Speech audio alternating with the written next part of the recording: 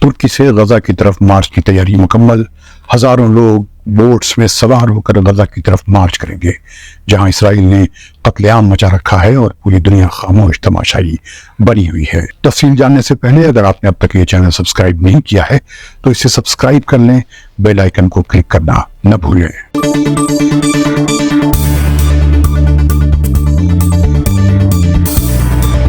عرب دیش کے دیکھنے والوں کو فیض الحق کا سلام۔ ترکی میں سینکڑوں بوٹس تیار کی جا رہی ہیں جس میں سوار ہو کر ہزاروں لوگ غزہ کی طرف مارچ کریں گے۔ ان بوٹس میں کئی ملکوں کے لوگ سوار ہوں گے۔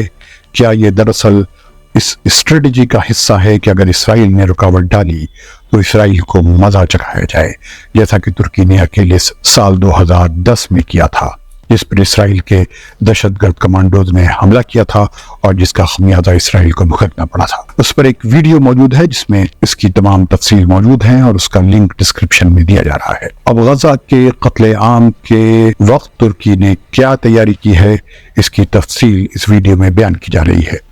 ترکی کے ایک لوکل اخبار خبر 7 نے خبر شائع کی کہ ترکی سے تقریباً 1000 بوٹس میں سوار ہو کر کئی ملکوں کے لوگ 22 نومبر کو غزہ کی طرف روانہ ہوں گے اور اسرائیل سے کہیں گے کہ وہ قتل عام بند کر دے۔ اس مہم میں 40 ملکوں کے پاسپورٹ ہولڈرز اینٹی اسرائیل فلوٹیلا میں سوار ہو کر سمندر کے راستے غزہ پہنچنے کی کوشش کریں گے۔ توقع ظاہر کی جا رہی ہے کہ ترکی کا یہ انٹرنیشنل فلوٹیلا 23 نومبر کو غزہ پہنچے گا۔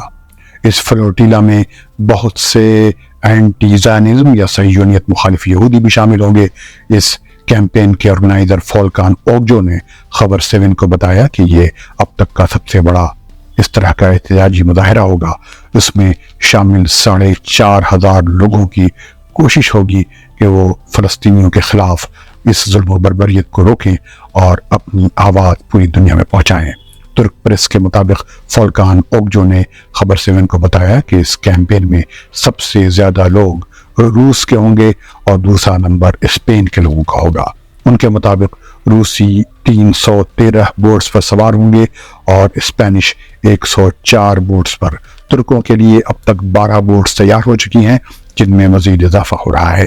فولکان نے کہا کہ ہم اس کیمپین میں تمام انٹرنیشنل لاز کا خیال رکھیں گے اور اسرائیل کو کوئی بہانہ نہیں دیں گے۔ ترکی سے روانہ ہونے والا 1000 بوٹس کا یہ قافلہ سب سے پہلے ناردرن سائپرس میں رکے گا، جہاں سے تمام ضروری سامان لیے جائیں گے۔ سائپرس کے بعد ہماری منزل اسرائیل کی بندرگاہ اشدود ہوگی۔ انہوں نے کہا کہ اسرائیل کے خلاف بہت زیادہ غصہ ہے اور یہ اسرائیل کے ہاتھوں قتل و غارت گری کے خلاف ایک سویلین ڈس اوبیڈینس کی ایک شکل ہے۔ لیکن خیال یہ ہے کہ جس طرح ترکی کے ایک فلوٹیلا جس میں ترکی کا ایک اکیلا جہاز ماوی مارورا 10 سال پہلے غزہ کا محاصرہ یا بلاکیڈ توڑنے اور وہاں کے لوگوں کو مدد پہنچانے کے لیے روانہ ہوا تھا، اس پر اسرائیلی دہشت گرد کمانڈوز نے حملہ کر دیا تھا۔ اس میں 9 لوگوں کی جان بھی گئی تھی، جس کے خلاف پوری دنیا میں ہنگامہ ہوا تھا۔ اس اندیشے سے انکار نہیں کیا جا سکتا کہ طاقت کے نشے میں مست امریکی مدد سے اسرائیل جو غزہ میں قتل عام کر رہا ہے وہ اس فلوٹیلا کو بھی نشانہ بنائے۔ سوال یہ ہے کہ اگر ایسے حالات پیدا ہوئے تو ترکی کے پاس اس کا جواب دینے کی تیاری کیا ہے؟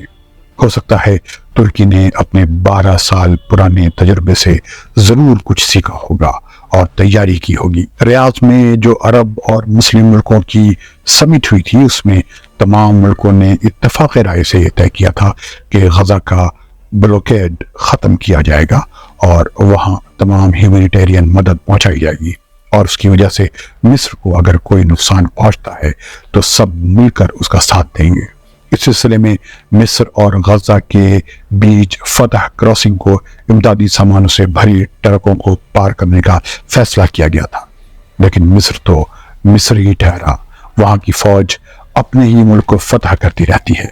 آپ محمد مرسی کی الیکٹڈ حکومت کا وہاں کی فوج کے ذریعے تختہ پلٹنا اور فوج کے سربراہ عبد الفتاح السیسی کا حکومت پر قبضہ کرنا اب تک نہیں بھولے ہوں گے۔